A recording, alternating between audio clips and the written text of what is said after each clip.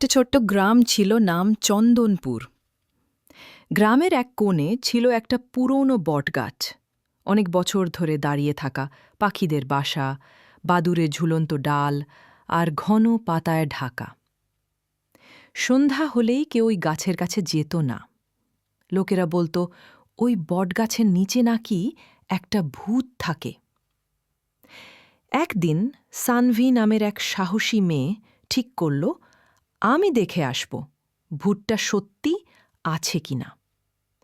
সে রাত 10টার সময় লুকিয়ে বেরিয়ে পড়ল, হাতে একটা টর্চ আর বুক ভরা সাহস। বটগাছের কাছে গিয়ে সে দেখল পাতা কাঁপছে, হাওয়া বইছে, আর হঠাৎ একটা আওয়াজ। সানভি ভয় না পেয়ে টর্চ জ্বালালো। হঠাৎ সে দেখল একটা সাদা কাপড় পরা ছায়া গাছের ডালের উপর দুলছে।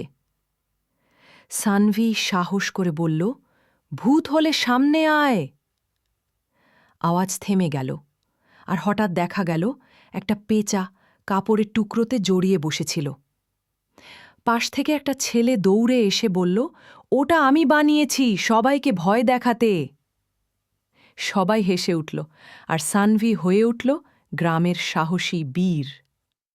গল্পের সার মর্ম: ভয় আমাদের থামায়, সাহস আমাদের পথ দেখায়।